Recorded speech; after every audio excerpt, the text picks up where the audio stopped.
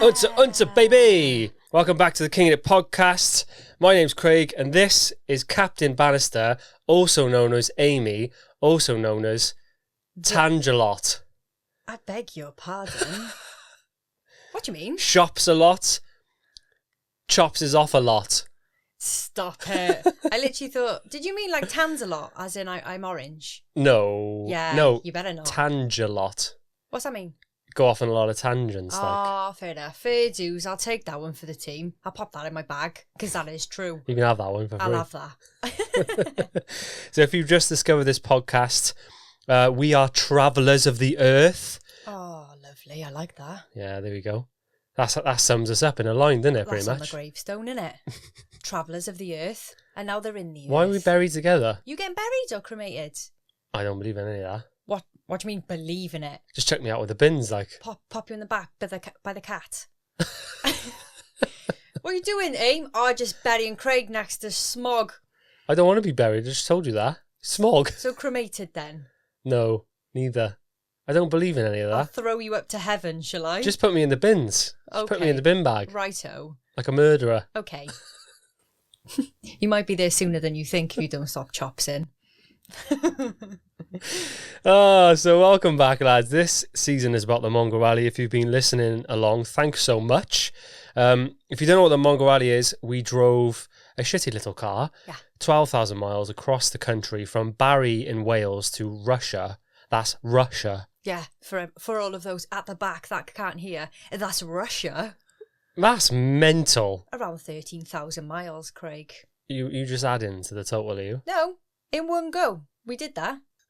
So on the last podcast, we talked about Tajikistan and the start of the Pamir Highway. Tajikistan, like who even knew that was a country?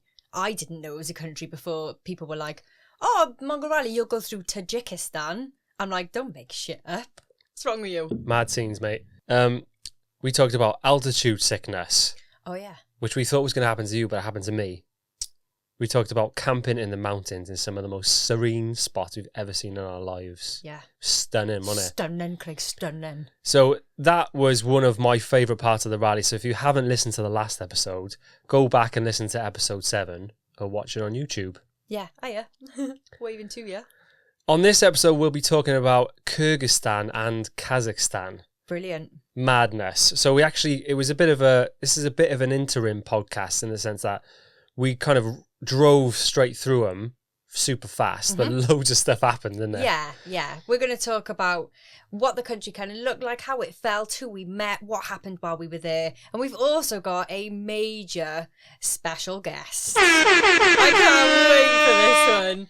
Our mate Sam, who was part of the Tyrannosaurus Rex team. Well done. Actually, I won't give too much away, but he got stuck, didn't he? Oh, he had a didn't nightmare. End up doing it with us until Turkmenistan. He had an absolute stinker. Yeah, stick around for his story because it's probably one of the best. Like through all the Mongol Rally years, I think Sam's is probably the best story. It's one of them, yeah. It's got to be. Just because it's so drastically wrong. Misfortunate isn't even the word for it. Unfortunate, isn't it? It's both. Is it? Yeah. You're like a dictionary. Do you know what I mean? Right, you've written me some notes here, but you haven't said what country I'm talking about. What country are we in, babes? It says Kazakhstan, isn't it? Bordered. Yeah, but what about Kyrgyzstan? Nah, I'm talking about Kazakhstan. Well, I can't prelude Kyrgyzstan with a Kazakhstan prelude, can I? I forgot we were doing Kyrgyzstan. Oh, my days. All right, well, I'll leave that till later on. Okay. We'll come back to that. So we got nothing on Kyrgyzstan. No one knows anything about it. Bollocks. So in a nutshell, Kyrgyzstan is a central country in Central Asia. It is a landlocked country with mountainous terrain. It is to the north of Uzbekistan and the southwest to Tajikistan, also bordered by China. Didn't do your research, did you? Just reading off Wikipedia? No, that was all natural. Half a job, Bannister. The capital city is Bishkek and the population is around 6 million, which is crazy. Quite small for a massive country, isn't it? Yeah. The currency is Kyrgyzstani som. Oh, yeah, som. Som. I remember that now. Yeah. So before we jump into Kyrgyzstan, shout out to our sponsor, is it? Sponsor! I'm so glad that they've kept us on for this whole tent. You're a proper DJ, Craig. See that? Love Faded it out. What a thug. So our wonderful sponsor of this whole series is Babbel, the language app. Bump, bump, bump. Bump. And also... Bump. Bump. I'm not as cool as you. Sorry about that. A couple of facts about learning a new language and what it can do for you, Craig. Yeah. Because some people are like, I haven't got enough time to learn a language. You know, I don't know where they think you have to go to learn a language. You can just get it on an app on your phone called Babbel. But I got this fact. It doesn't sound right because it says people who speak Chinese. And obviously Chinese isn't a language, is it? No. I'm guessing they mean Mandarin. Or Cantonese. They use both sides of their brain to speak that language. When you can speak two, did you just say? No. When you speak Mandarin, you use both sides of your brain to speak that language. But when you speak English, you only use your left side of your brain. Whoa. Is that because it's like I don't know anything else. Did you just do a me? Yeah. Cut you off before you ask any more questions. That's all I know. What are you thinking? I think this is just a pure guess, but it's because it's all sounds, isn't it? It's all like tonal. Is it? So maybe that's the one side of your brain, like the creative side, has to do all the oohs and the ahs. Yeah, brilliant. Isn't that a great fact, though? That's a good fact. It makes me feel really thick. Like I really want to start learning Cantonese now. See what's happened. I reckon you'd be quite good at it. I reckon too. So, Mandarin is the most spoken language in the world. Is it? It is. Decent fact. You would think that was English, though, wouldn't you? No, absolutely not. But every place we stopped on the Mongol Rally, most of them spoke English. English was like the... English was You speak English? No. English was like the middle language that everybody would find and speak to relate to each other, you know? Yeah, that's true. Which is crazy. It just shows how many people there are in China. Yeah, it's a giant country. Yeah. So should we talk about the actual sponsor that we're supposed to be talking about? Oh, I've got one more fact that'll probably blow your mind, and then I've got a question. So around one language becomes extinct every 2 weeks. It's a bit sad, that, isn't it? That can't be true. It was a fact on a fact website. Every 2 weeks? Every 2 weeks. Oh, we're going to run out by the end of the year. I think so. Anyway, Babbel, our sponsor. Oh, wrong one. So have you ever wanted to learn a language, but you've just been a bit intimidated, not sure where to look? Well, don't worry about it, because Babbel will get you speaking a language in a matter of weeks. So one of the best things that Babbel has that you can use on your app or your across any device that you use is the speech recognition technology. Pretty sick, that, isn't Can it? I get a hell yeah up in here? Hell yeah! So it helps you improve your pronunciation and your accent. So if you are going to say something like Amy B is a supermodel, and then when you say it back to the phone in that language, it'll tell you if you're any good or if you're crap, basically. Yeah. It'll say or ta-ting, well done, you are a supermodel. Genius. It's actually designed to get you speaking quickly in a new language. So there's like 10 to 15 minute lessons. Yeah. How to order a coffee, how to order a beer, how to say hello and interact with people. Yeah. Instead of saying, my plant at home is purple. Yeah. That banana sleeps. That was actually one on an app that I was using before. Right now, Babbel is offering our listeners, you're welcome, lads. Just our listeners. 6 months free when you purchase a 6 months subscription. Can I get it? Oh, hang on. Oh, let me fade it in. Deej. Oh! So all you have to do is purchase 6 months and use the code KINGINIT. So go to babbel.co.uk/play and use our code KINGINIT. That's babbel.co.uk/play. 6 months free, mate. Like, we didn't have that up until like last week. Yeah. So this is a brand spanking new promo offer that we're giving you guys. We have upgraded our babbleness. Do you know what I mean? You're still babbling, yeah. Still babbling on. Wales. Thanks, Babbel. Right, let's get the world famous Sam on the blower, shall we? Yeah, let's do it. Samuel Spry. Here we go. Let's give him a call. Who entered the Mongol Rally with a, what was that called? Like a water spray can, spraying himself in the face because he was hot. I just knew we would be great friends from there on out. Okay, here we go.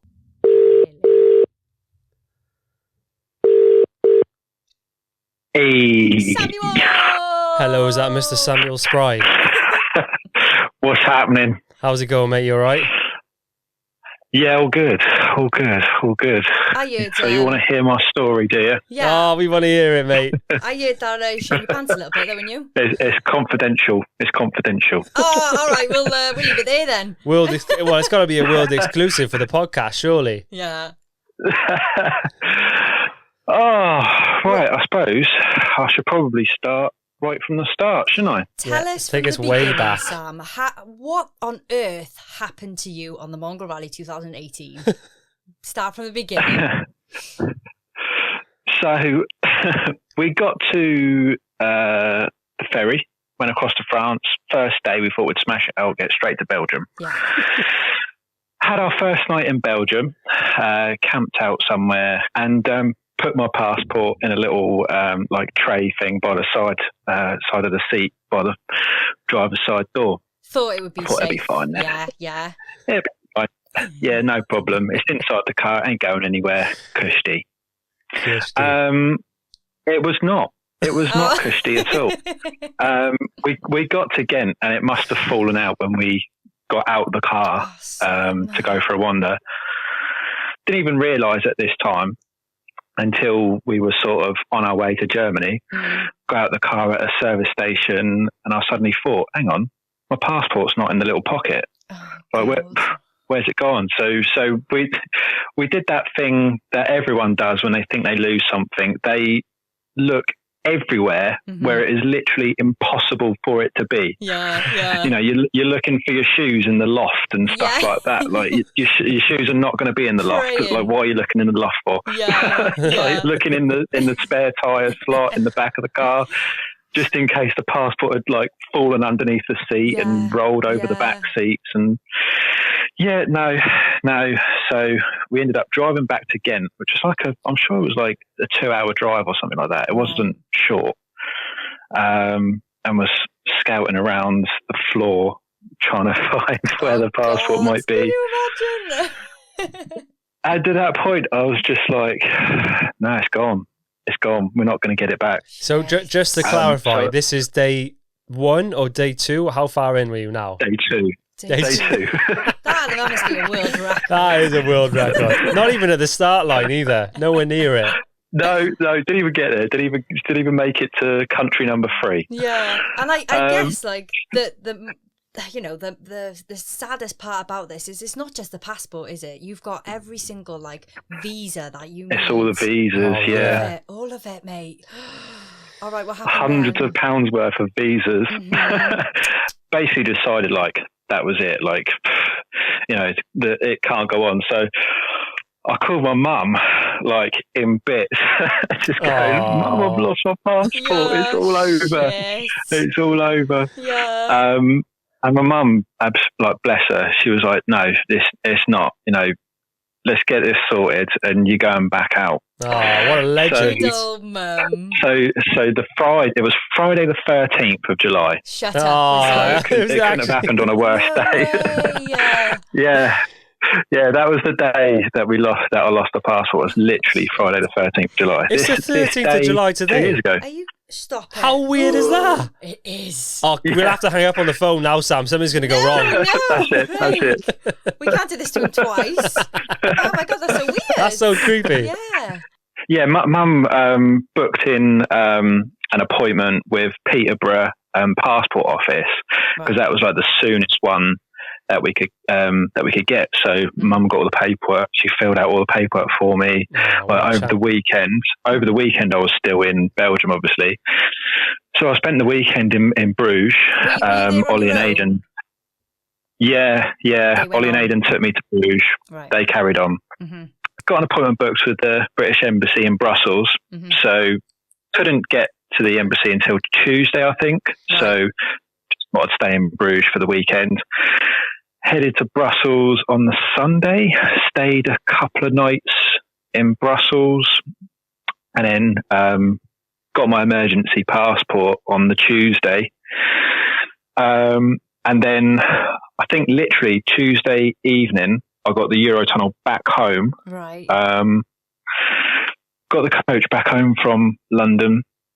And the next day was literally my interview with the passport office. So next day, me and Mum drove up to Peterborough, which is like a 3-hour drive from Portsmouth. So you'd gone all the way back home? Yeah, yeah.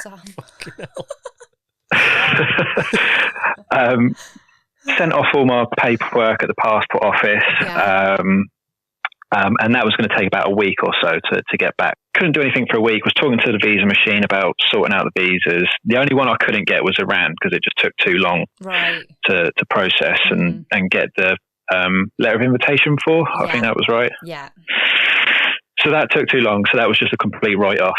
But all the others, completely fine. So once I got my passport back after the first week, the second week was literally I just stayed in London, just getting visas, basically. Russian one, surprisingly, was the easiest one to get. Really? And good old, because I'd already had a visa, I could go to the Russian embassy and they would actually reprint a new visa in your new passport for like 30 quid or something. Oh,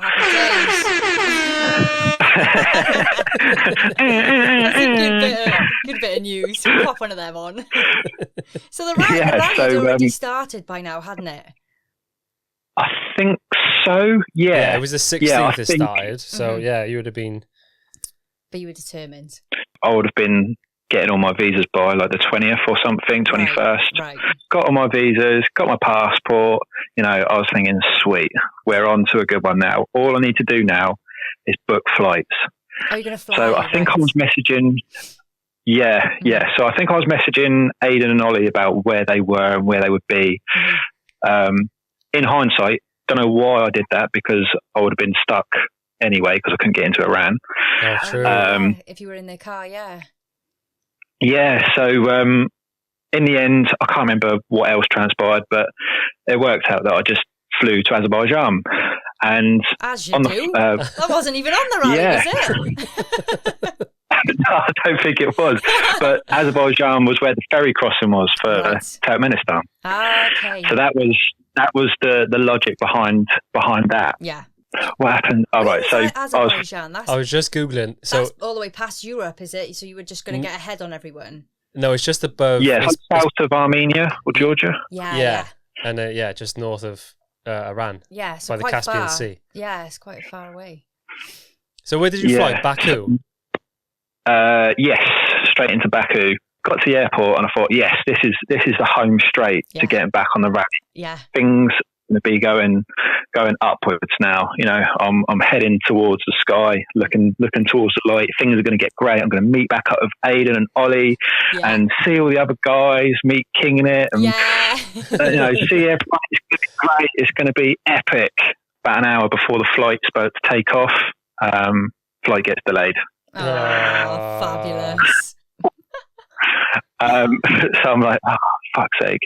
So an hour goes by, flight gets delayed again. Another hour goes by, flight gets delayed again. It's getting to I think it's about 2:00 in the morning at this point. We're like the only people in the airport trying to leave the country.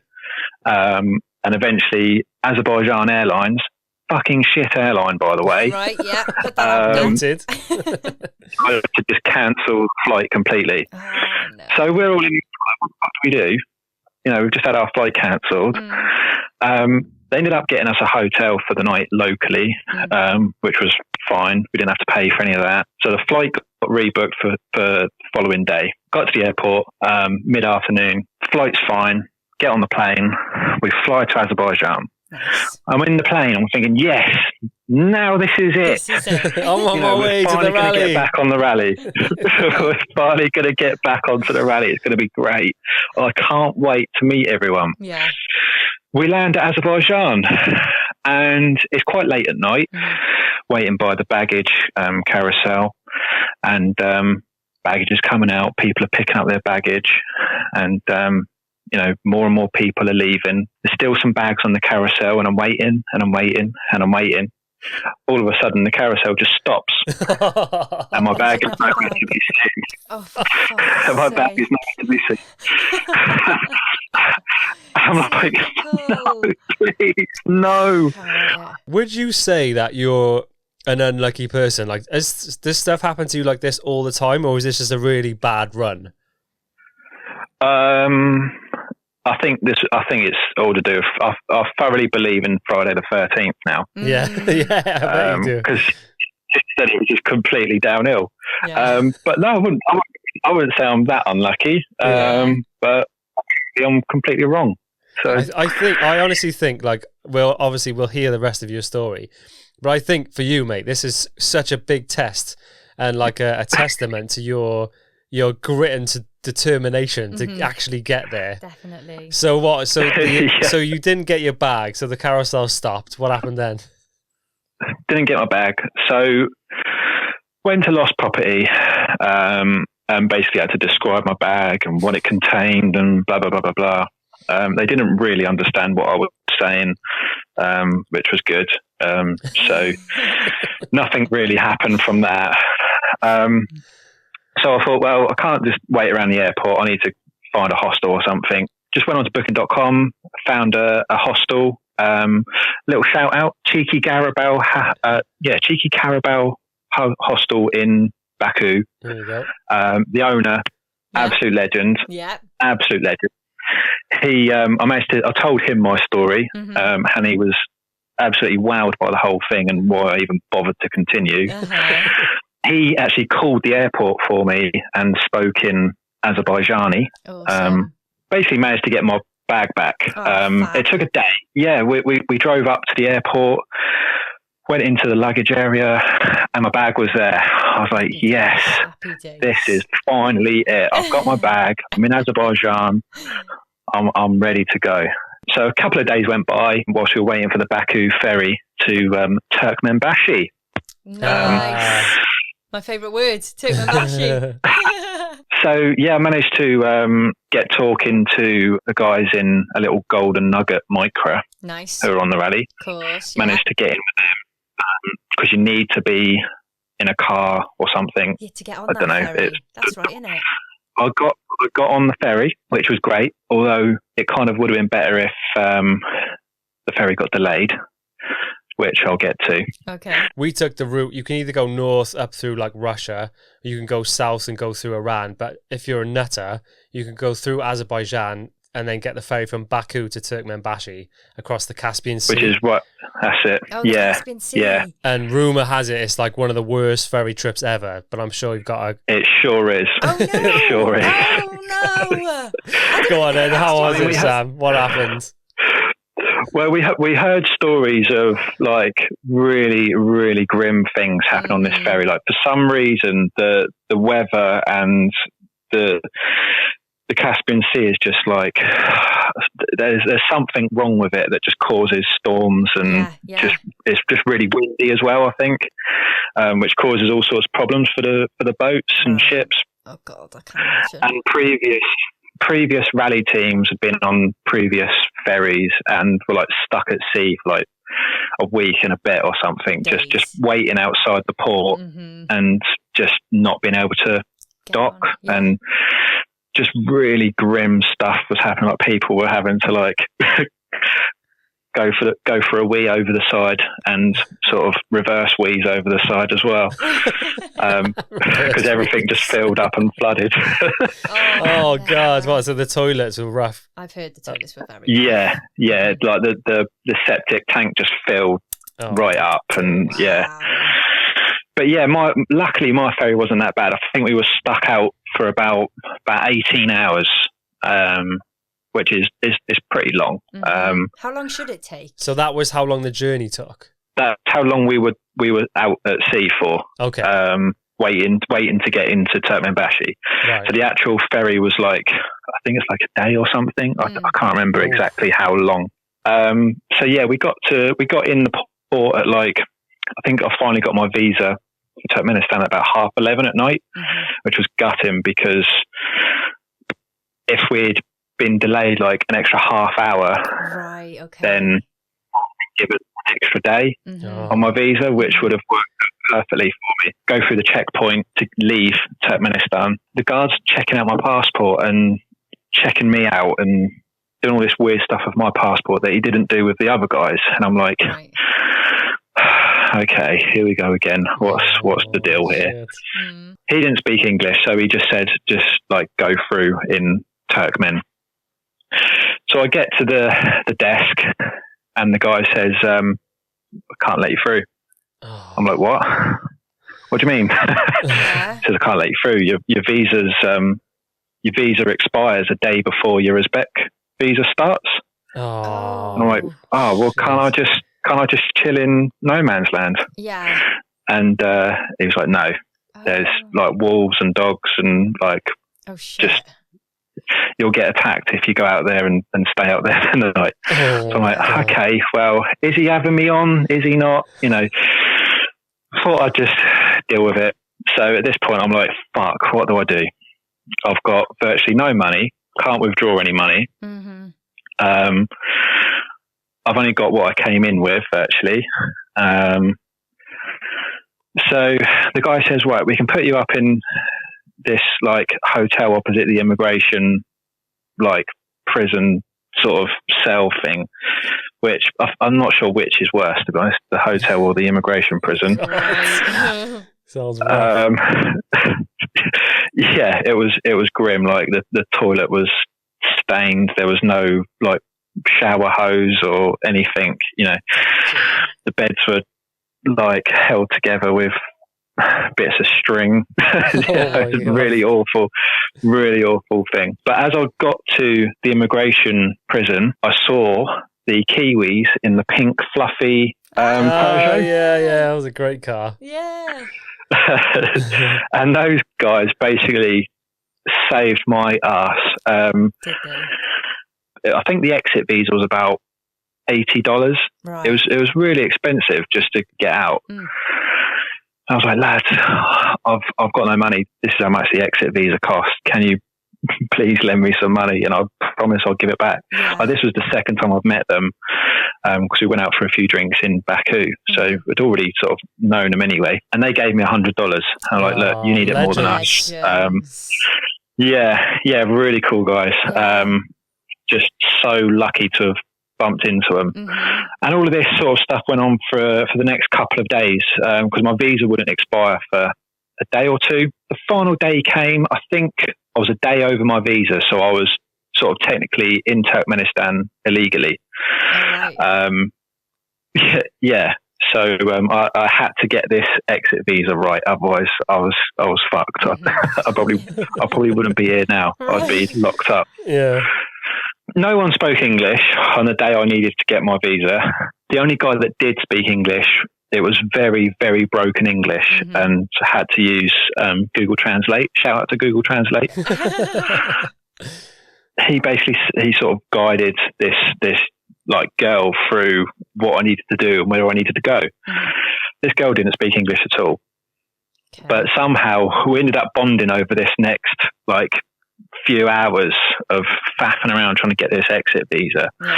And we started teaching each other different words in English and Turkmen. So she taught me 1 to 10 in Turkmen, and I taught her 1 to 10 in English. Couldn't tell you what they are. I completely forgot. Forgotten already. Like me, memory like a goldfish. Probably won't ever need to use it again. So it was disposed of immediately. So yeah, it was like the next. I think it must have been about 6 or 7 hours of walking around this bank, talking to loads of different people, filling out loads of different forms.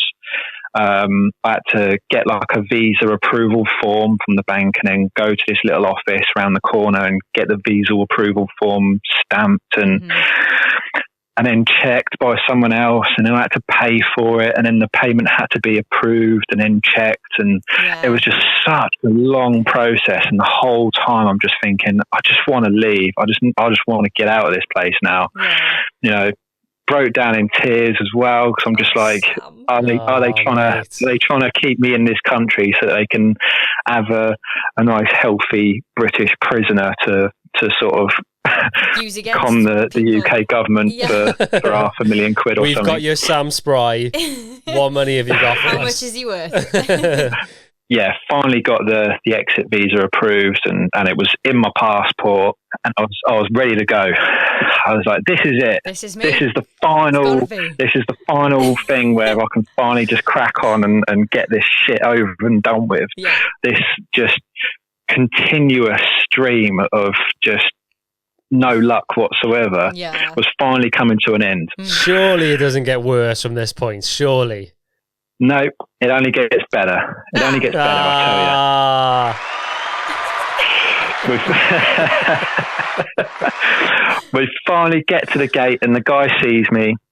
Oh, I forgot to mention. So once leaving the immigration thing, one of the immigration guys just flagged down this random car. The car stopped, and he only said what I imagine he must have said is, "Can you take this guy here?" Okay. And he said, "Yeah, sure." So I just jumped in this random guy's car, and he just drove up the road a little bit and then pulled over and just stopped. Didn't say anything. He just sort of got out of the car and walked off. And I was thinking, okay, I need to get to the border, please. Yeah. The guy only comes back with some fucking ice cream. Oh, what a legend. So we're tucking into some ice cream on we're tucking into some ice cream on the way to the border. That is mad. Yeah. So good. And then we finally left. So I finally got into Uzbekistan, turned on my mobile data, had loads of texts from Aidan and Ollie like, where are you? You know, we've been waiting at this border. Right. You know, we can't wait anymore. We've got to go. So from Turkmenbashi, got in with the Golden Nugget guys, Nice. and literally just spent the next few days with the Golden Nuggets. Where were they from? Which was Suffolk somewhere. And I was just with them for most of the time. So how long did it right take through to get from the boat to the Devasa crater, the Gate of Hell, which you finally met us at? I think that was a couple of days. And then from Ashgabat, we then went straight to the Devasa gas crater, I think. Fab. And then that was the moment we all met. Yeah. What a moment that was as well. It was so bizarre because the whole time we heard your story in the beginning from Ollie and Aidan. Yeah. And we were part of it. So like, is Sam even real? Yeah. And we had like, what was his nickname? There was like a nickname for you and everything. I don't remember. Dickhead, probably. No. Unlucky fucker. Yeah. So to hear your story, we just thought you're never going to make it. And it was like every like couple of days, they're like, oh, Sam's here. And you were like moving across the map. Yeah. Sam's got a flight. Sam's got a boat. And we were like, he's never going to show up. Yeah. And then we were on the crater and then you were just there. And we were like, oh, it's Sam. Yeah. And we were so excited. I was like, how do you feel, mate? And you're like, fucking shit, mate. Yeah. I don't know why that was Australian. That was very Australian. Yeah, it was great, man. Yeah, I mean that was why I was feeling so fucking shit because I've just been going through just so many things just constantly against me, and I was just battling through everything. Yeah, I just had to keep going. Like I'd come too far to just think, fuck it. Yeah, I just had to keep going. Definitely. Good on you. Imagine like the amount of work you put into like prepping for this rally. Yeah. And then on the second day, you're like, it's over. It's over for me. It couldn't be. Yeah. You were bound to have that like perseverance, like to do it because of all the stuff that's gone into it and and stuff. What a bloody story to tell. So so if anyone's listening, be like Sam and never give up. Honestly, mate, round of applause. Absolutely solid story. Great effort, man. Oh, thank you. And like it was wicked because we got to meet you as well, and we had so many laughs on the rally. Yeah, it was just the best trip ever, wasn't it? Yeah. What was it? Jess called me. She called me the puppy, didn't she? Because I was just always like smiley and happy, even though I've just been going through so much shit. Yeah, I know it was probably a bit tough for you because we would probably have already had like inside jokes that you might not have got, and we would have talked about past like countries that you wouldn't have come through, but. Oh, I'm so that was one of the things that I sort of struggled with to start with, because obviously you'd already spent a week with each other in Iran, and then I was just popping up. I didn't know anyone, didn't know anything, and it was a little bit sort of unnerving to get back into the group. Because everyone has already made all their friendships and stuff, and then little me just pops out of nowhere, like, all right. But it was great, mate, because you just slotted in so perfectly. Like, everyone had their own personalities, and they brought something to the table, and it was just so good having you around, mate. You made me laugh every day on the Valley. It was just so good to do it with you. Yeah, it was great. But yeah, thanks for coming on, mate, and telling your story. It's so funny, like so bad, but so funny in hindsight. You know? Yeah, just whoever's doing the rally next time, if you get a Vauxhall Gila or a Suzuki Wagon-R, do not put anything valuable in the little seat pockets on the side of the door. It's just put it in the glove box or in a rucksack, please. There you go. Otherwise, you'll have to go through everything I did. It's not worth it. Inside tip, for sure. Sam's top tip. Brilliant. Don't lose your passport. Wicked. All right, thanks for coming on, mate. And we'll chat to you soon. That's all right. Cheers, guys. See you, mate. Bye.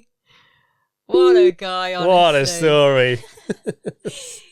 I know he was nervous on that, and he tells it so much like better in real life, because he's very good storyteller, Sam. He'll go, and then this happened and this happened, and he keeps you in suspense. And then you're like, oh, never. But there was bits, like, I think he told me bits, but I'd never heard the story from start to finish. Yeah. Man, what a guy, like, not giving up on that. And to have to travel that far on your own. I know. I mean, I would have tried it, but I would have cried a lot more than Sam. Like, you can imagine, like, going to France on your own and trying to deal with that language barrier, but it's still very, very civilized, very normal. But then having to go, to Turkmenistan and getting like an 18-hour boat journey on your own. That's scary, It is scary. And Sam's younger than us as well. We have to remember that. Yeah, I think he was like 25 at the time. Yeah, just a baby. But smashing lad. I'm so glad he joined the convoy, and I hope he felt like part of the crew soon. You know? Yeah. Kyrgyzstan, we'd made it. So we drove all the way to Osh. And the best part about getting into the new country is it's like a brand new buzz, isn't it? Yeah. You're like, this is a new country, new borders, new scenery, even though it's kind of similar. The animals change a bit, don't they? It is different though, isn't it? You're like, what is this country going to be like? Because like I said in the previous podcast, like, what you would do to a country, I would do much differently, much better. I love how you say it like it's decorating a living room. No, but kind of thing. What you do with your buildings and your green and that. You're right, babes. I'm fine. I do have a Kazakhstani fact or two. Oh, we're not in Kazakhstan yet, so save that for later. Oh, all right, okay.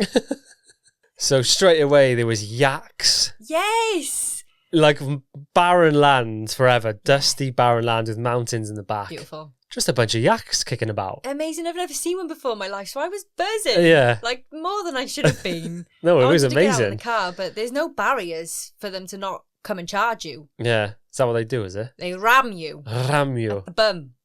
Calm down. So be careful when you're going through Kyrgyzstan.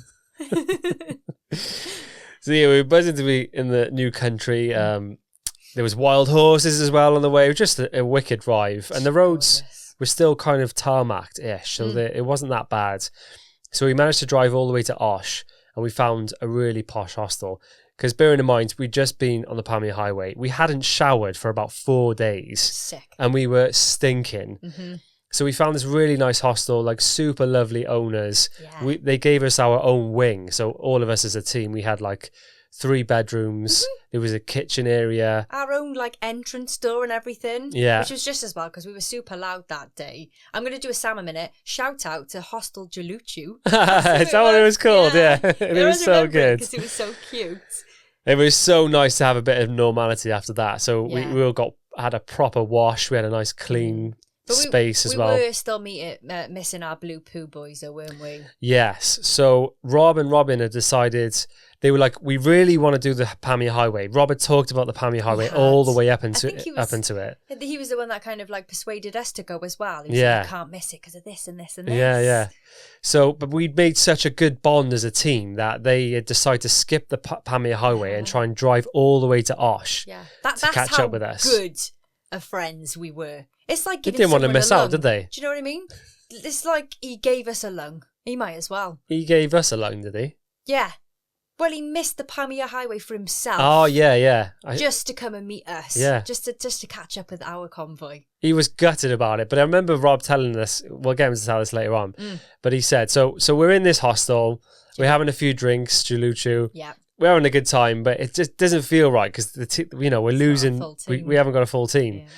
And then about midnight, there's a knock at the door, and Rob and Robin walk in. They walk in. It was so good. It was such a good buzz, wasn't it? Everyone was so happy to see her. Well, we were all just like, yeah, you like came out of the room like, "Hi lads." I'm not sure what was happening. I was really tired, and I could hear you all playing drinking games, and I was like, we were going off. I should go out there, but I think I was like famished.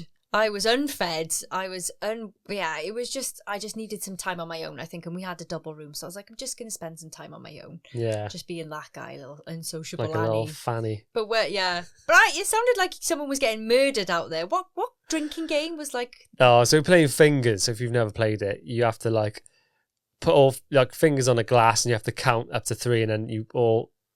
you have to guess how many fingers are going to be left. Yeah. And if you get it wrong, you have to... Yeah, and when you're out, the person has to say, "Thank you very much for this game of fingers. I am out." And whilst they say, you have to all try and make them laugh. Yeah. So Ollie would just be like... screaming and making all these faces. And everything. I was like, what are they doing? It was so funny. But then they came and it was fab. Oh, it was so good. Team back together. So we're back strong. And then the next day we woke up and we were back with like a full convoy of people. All having breakfast together. It was lovely. Oh, so good. The only people we were missing were the Italians. Like, we need to find out where they went. We meet up with them later on, but the Italians weren't there. All I can imagine is that their car took longer to do. Or they did do the Pamir Highway. Yeah, I think they did. Didn't give a shit about They were us. so nonchalant, the guys. They were just like, yeah, the Pamir Highway. Yeah. So yeah, we got back on the roads and then not long into the drive, got pulled by the 5-0, didn't we? Oh, 5-0, 5-0. The po-po. I can say that now because we've got a little, what's this called? A pop mic. Pop mic for the P's. Pop filter. The po-po. Po-po. Police. Oh, it might blow out. But... No effect, mate. You were speeding, weren't you? You were speeding legally. Yeah, I was. We all were, as Rob said. Yeah, like Rob was like, to be fair, we were all speeding. But he said it in his accent, and that, because he's like the posher kind, it sounded so funny. Well, to be fair, we were all speeding. So funny. So, yeah, Amy didn't speak any Ruski, so she couldn't figure out what he was saying. So he was drawing a diagram of what you'd done. And I knew exactly what What did you do? Go on, tell him. I was just like, nah, mate, I don't know what you're on about. Like, the language barrier. I was filming it as well, and she was really playing it down. I knew exactly what I'd done, and I knew exactly what he was drawing. I was like, no, that wasn't me. No. But yeah, he just gave us a slap on the wrist, basically. I don't think he wanted money out of us. He was just like, you cannot overtake. And don't be speeding when you do it, especially, Now, this started a run of getting pulled over by the police. Like Kyrgyzstan and Kazakhstan, we got so many police stops. We forgot. We stopped filming them and we stopped remembering them. We got really cocky though, didn't we? It was unbelievable. It got to a point where this one guy pulled us over and told us we were speeding. We were like, no, we weren't. That's mad. No. And he showed us his speed gun. He had a photo of me driving on his speed gun. But we had this way of as a team, we would all get out of the cars and we would make them laugh. Yeah. And it was so funny that they would just go, go on, and they'd let us go. Yeah. So we're going like 85 miles an hour, like 15 miles over the speed limit. But they're like such long, not even winding roads, were they? They were just very long. Yeah, so yeah. You didn't want to do any less. But then I saw a donkey on the side of the road with a guy on his back, and I was like, maybe we should slow down. Yeah. I don't want to hit a donkey. But it also got to a point as well where this one time they tried to pull us over, and we would stop the car and pull in, and they would wave because they were so lazy. We were going so fast. We were half a mile down the road. Yeah. And they'd be waving for us to come back. And we were like, nah, bro. See you later, mate. Bothered. And we would just drive on. We would literally drive off. And they were so lazy they couldn't be bothered to chase her. No. We were just later in the Popo in Kyrgyzstan. Yeah. That was so funny. So yeah, this drive was mad. We ended up driving into the night. We actually did 378 miles. We should have been giving you guys a rough idea of how far we were going. So we got there. We got to a hostel at 2:30 in the morning. Why? because we were trying to make up time. We were running out of time. We were running out of time. And I think, it always just hits you on the last sort of leg of things, we need to pick up the pace. Yeah. So if we, as if we weren't even driving so far for so long up until this point, we had to do more. Oh, man. It was mad. It was mad. We were putting in some big shifts and everyone was... 11-hour days. Yeah. And on these bad roads as well, it wouldn't take you as far as you wanted to go. But the problem was we were all such a lazy convoy that we wouldn't get on the road till 11 o'clock. Mm-hmm. So we'd end up driving into the night or into the early morning. Yeah.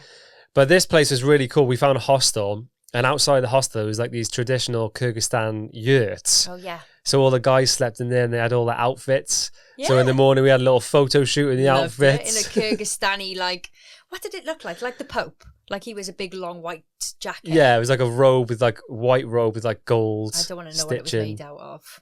No, that was all right, wasn't it? I reckon it was the skin of something. Oh, God. Without the fur on it. Minging. It was quite tough, like cardboard. Oh, was it? Mm. So yeah. I look lush in it, so what can you say?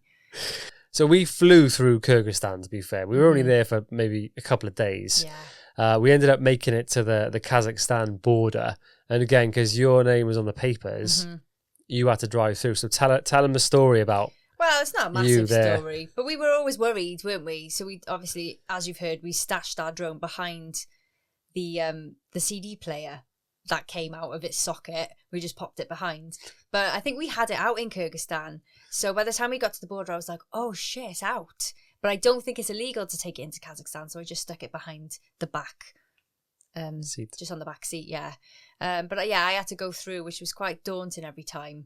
And every now and again, they would pick out they'd just have a random selection. They just look for the dodgy people, and they were like, you with the weird bun that smells like bum, come this way.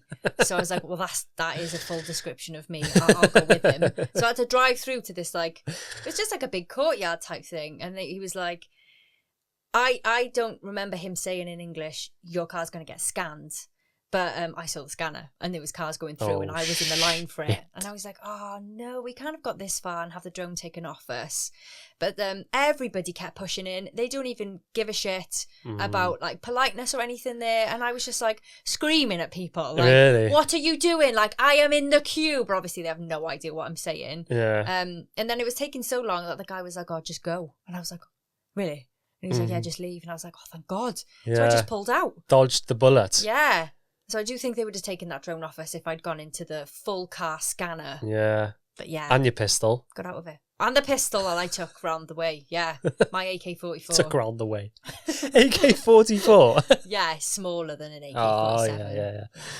So it was the same, actually, because we had to go on foot. And it was like cattle. And everyone was so angry going through. Really? We were jammed in. And people would literally shoulder barging you out the way and pushing past. And me and the boys were all in the middle, bouncing around like sardines. And we were like, what the fuck's going on? Everyone needs to calm down. Yeah, so that was interesting. Yeah, it must have been a bank holiday or something. Everyone wanted to go across the border. Yeah, maybe. Maybe Kazakhstan's got really good, Butlins kind of thing. Yeah, maybe. Like a holiday camp. So yeah, we were now in Kazakhstan. And like we said on the vlogs, the only reference we had to Kazakhstan was Borat, which is obviously a massive misrepresentation of the country. Well, I'm glad you've said that, because they didn't actually like it when Borat... Oh, they hated it. Of course they did. Yeah, I've got you that Kazakhstan is the birthplace of Sacha Baron Cohen's fictional character Borat, obviously, which Kazakhstan officials were unsurprisingly displeased with. Yeah. Especially when Borat's joke national anthem was accidentally played instead of the real one at the Kazakhstan national shooting team when they won gold in Q8. Oh my God, really? That's terrible. I know. So yeah, people really didn't like that film. Crikey. Right, so a little prelude of Kazakhstan now. Okay. Because it's relevant at this point in the podcast. Okay, yeah, give me that. So it's bordered by Russia and China. It is home to more than 18 million people. It is the largest country in Central Asia, being 4 times the size of the state of Texas, and is the largest landlocked country in the world. We drove the four widths of Texas. That's cool. Good to know. They're big oil people, apparently. Big oil people. Amy's written that down there. Yeah. My exact words, big oil people. Big oil people. The word Kazakh means independent or wanderer. The official translation says free independent nomad. That's quite cool, isn't it? Kazakh Amy. I'm an independent woman. The terrain here is a contrast of flat lowlands to incredible mountains and arid desert. Yeah, it was lovely. Kazakhstani tenge is the national currency. Russian is the most widely understood language in the country. Right, yeah, that makes sense. Yeah. Everybody spoke Russian, from early on in the Pamirs up until Russia. Yeah, Soviet Union, isn't it? They just took over the place. Yeah. So about half the population is under 30 and 1/4 is under the age of 15. That's mad, isn't it? It's mad. Proper young country. Yeah. Its major exports include agricultural products, raw materials, chemical products, and manufactured goods. Thank you very much. That was so handy to know that last bit. But did you know that the Kazakhstan national drink, do you know what it is? Chocolate milk? It's fermented horse milk. You just take that swig of beer a bit lighter. Perfect timing for that. I Nice. struggled to swallow that then. Yeah. Tasty Who's drinking a stuff. drink that's fermented? From What a does that horse. mean? From a horse. That's minging. From any animal. Minging. All right. You're not a baby cow, are you? Let's not get into that, maybe. But horse riding is a large part of Kazakh culture, including it's a traditional sport called Kuzku, which actually translates into girl chasing. And it is essentially a race between a man and a woman, both on horseback, that either ends up with the man kissing the woman, a victory for the man, or the woman beating the man with a whip, a victory for the woman. Bloody hell. Sounds Strange, a bit isn't mental. it? Weird date, isn't it? How weird you guys are, and you're just like, oh, I want to kiss him. We're just like, I want to batter him. So who's weird in that situation? Get away from me. I want some affection Get away from and you me. want to whip someone. Sadist. I will assert my authority of my woman species. Moving on. So we were back on the road and we'd managed to make it all the way to Almaty in Kazakhstan. We drove about 150 miles. The boys broke down on the motorway. The problem they had was their fuel gauge was broken. Yeah. So they never knew how much petrol they had. And it wasn't a biggie. They just ran out of petrol. Right. But they were literally broke down in the middle of a 4-lane highway. We had to push it off. Yeah, because there are actually highways in Kazakhstan. Yeah, it's quite built up in It is now, yeah, very the much main so. cities. The plan was to drive up into the mountains because we knew that there was a lake and it was supposed to be like a really nice place to camp. Mm-hmm. At this point, Aidan had a bit of a dicky tummy. Yeah, the shit. Yeah, the shit. So the boys decided that they were going to try and find a hotel in Almaty. So us and the Blue Poo decided we're going to go and find this camp spot. Against Fferanda's wishes, because it was up very high. Yeah, it was a mad little section. It was like it was almost like how you'd imagine Canada to be, like really big pine trees and really mountainous, super windy roads. Yeah, it was gorgeous. It was lush, like big blue rivers again. Mm-hmm. Bright blue. It was amazing. And it looked like there was loads of like camping places, like log huts and cabins, like summer camps. Yeah, that was quite a Scandinavian. Yeah. That kind of part. Well, I think it was, it's a ski resort in the winter. Yeah. They get a lot of ski on the mountains. That's true. Get a lot of ski. Get a lot of ski. You get a lot of snow on the mountains. So we drove up, we found this lake, and by this point, again, classic us. It was pitch black. Mm-hmm. Got to the lake, couldn't even see it. Oh, brilliant. And also, the lake was miles away, so you couldn't camp next to it. Yeah. So we're like, we'll keep driving to the top. Because we've heard there's another lake. There's another lake. And we bumped into some soldiers, and they didn't have AK-44s, they had AK-47s. Oh, the big dogs. Big dogs. Big dogs. So I can afford one of them. So I went for an AK-44. Got a cheap one. Yeah. So yeah, they checked our passports and stuff, and we drove up, and it was basically just barren land. There was nothing there. Mm-hmm. So we ended up coming back down the mountain, and we found a little pointless story, really, wasn't it? A little bit. What did we find, Craig? Where did we stay? What was the beautiful name of the lodgy place? The Alpine Rose, mate. The Alpine Rose. If you're ever in Kazakhstan, lovely place to stay. We should move to Kazakhstan and make a perfume called the Alpine Rose. We'd be millionaires. Why? It sounds like it smells lovely. They'd be like, oh, that's that shitty ski resort up the road, isn't it? Yeah, it was it was really cold at this point as well. We had hoodies on again, and the room we had like a little heater in, so it was quite cute. nice. Yeah, it was all like wooden lodges, wasn't it? It was lovely. It's really nice. We went up and they had blankets like they had a little bar, so we went up and had a beer and had blankets on us. Proper little skiing it was place. lovely. Yeah, lush. Woke up in the morning, and by this point, our dashboard looked like a Christmas tree. Why? All of the lights were on, pretty much. Oh, Engine right. management lights. Oh, yeah. Like every light you could imagine was It was just like a triangle with like an exclamation mark in the middle. I like that one. That was a good one. It Yeah. was a good one.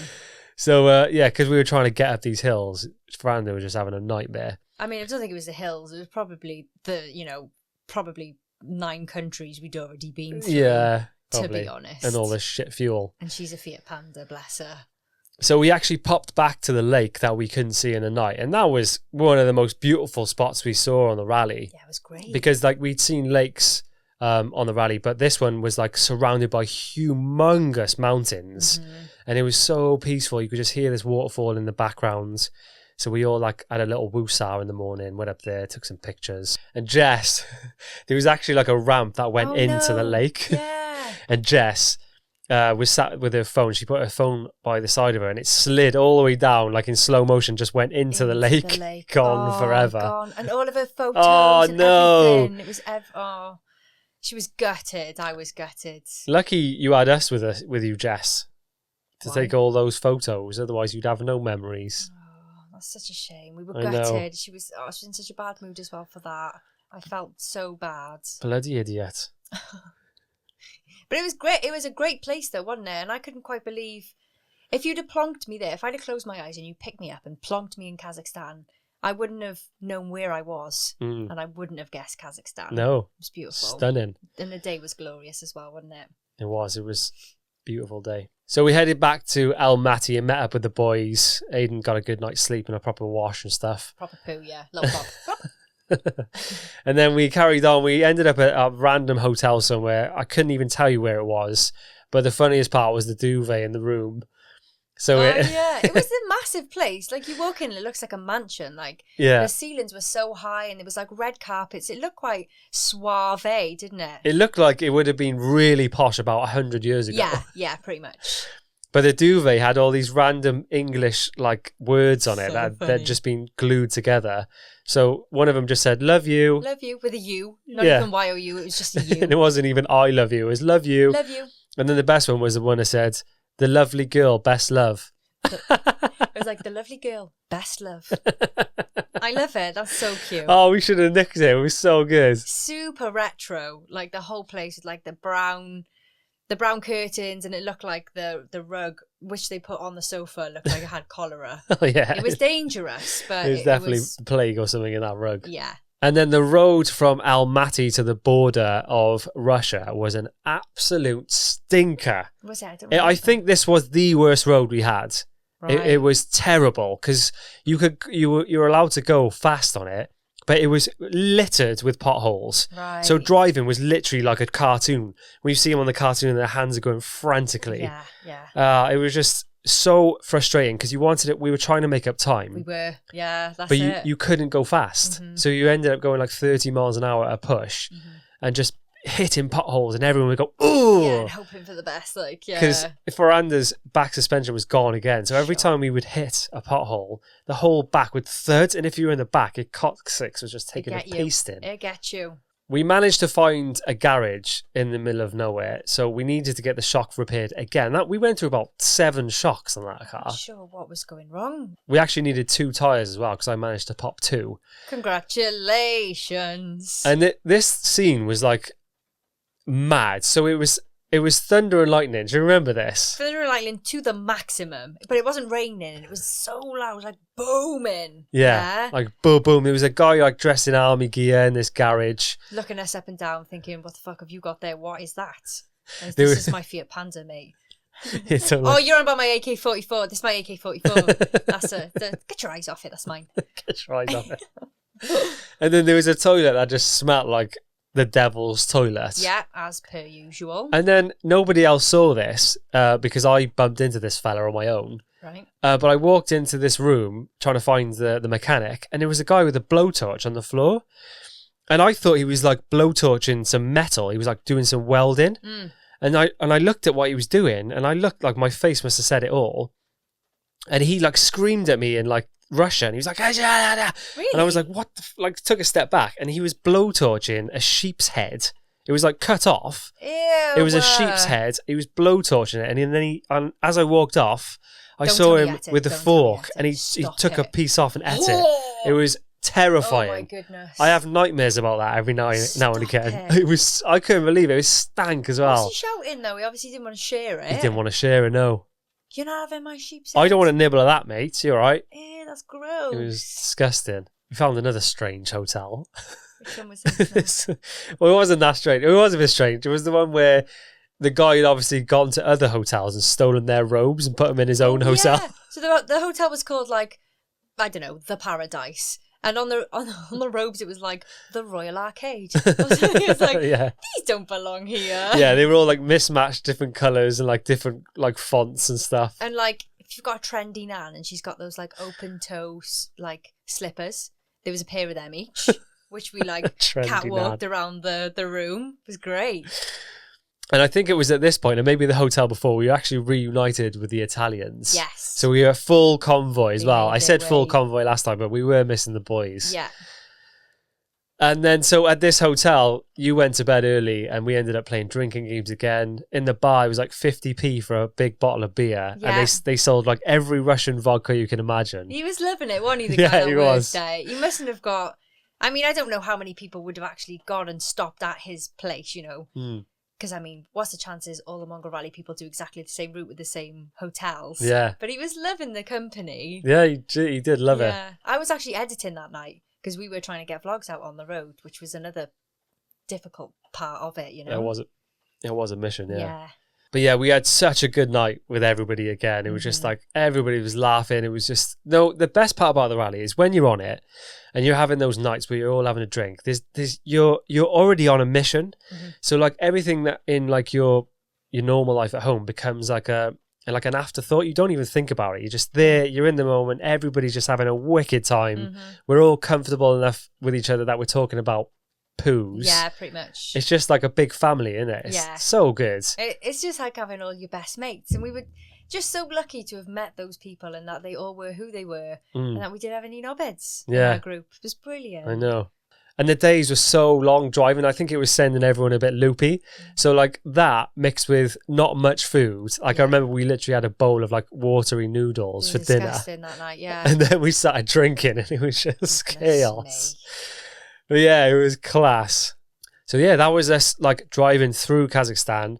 The next morning we were heading to the border of Russia. And this is how bad the car was. There was a sign in the middle of the screen. And in the morning it came up and it said engine failure. Oh. And Will was like, oh, don't worry about that. Don't worry about that. We won't bother with that. Literally, we rode her until she stopped. Like we rode till the wheels basically fell off. Bless her. She's shouting out all these problems, and we're just like, nah, keep going. She's like, help me. We're like, we'll sort that later. You'll be fine. Next country. Come on, girl. You got it. But the main problem as well is because I popped 2 tyres, the only one we had left was a 4x4 tyre that Ian had given us, which was massive. Yeah. So we had 3 tyres that were one size, and the back left one was massive. Yeah. It was like a gangster lean, wasn't it? Yeah. So we were a bit wonky, but it worked. It's kinging it for you, innit? And I remember one of the funniest moments, and it was probably you had to be there moment, but Amy is like a massive Starbucks fan. Hashtag no spawn. No spawn. And we were driving through a city in Kazakhstan, and Will was like, Starbucks. And Amy was like, Starbucks! Literally screamed it with pure excitement, like she'd sing Father Christmas or something. I'd wanted one. You know, just fancy coffee and like... I think we were on decaf back then. Me and Craig drink decaf coffee. I know, don't judge us. We get anxiety from the normal coffee. So, I just wanted a Starbucks. I just felt it, like, from the get-go. And then to see one, I was like, oh, let's go. No, but it was a scream of enjoyment. That came from the soul, that did. It was so funny that we all burst out laughing at how excited you were. But yeah. Did you let me go, though? It was like across the highway, like into the city. It's like a one-way street, and we weren't going that way. Got your little black coffee somewhere. So that is it for this week's podcast. We have made our way through Kyrgyzstan and Kazakhstan. And we've heard the most terrible start to the rally of all time, Yeah. thanks to Sam. I never thought I would actually go to Kazakhstan. No, me either. But most of the places that we've gone, because we only drove through, we didn't have a long time, I would love to go back to. 100%, yeah. Yeah, so I'd let's like make to go that back there, happen. for sure. So what's on next week's podcast? Next week, we will be talking about Russia Russia. and Mongolia. We kind of dipped into Russia before we did Mongolia, Dipped in, didn't we? popped in. Popped that little foot in, dipped our toe in. That'll be a good one. So thanks so much for tuning in, lads. If you haven't already, the competition is still on. Yeah. Leave us a review on Apple Podcasts or on Podbean or wherever you get your podcasts, and you can comment. It has to be 5 stars, Has to otherwise be. you are not entered. Or I'm coming for you. I've And said this. I will have you, and your family aren't safe. So She will bring an AK-44 and you will be in trouble, my friend. oh dear. So yeah, if you leave a comment, and you could win some banging King in It merch, Yeah. and it'll help us grow the podcast and get up in the charts. Yeah. Be multi-millionaires, really. That's the aim, isn't it? That'd be fantastic. And you guys, if you're watching on YouTube, make sure you press subscribe and tell your nan and all of her friends that we exist. That'd be great. See you next week, lads. 1, 2, 3, bye.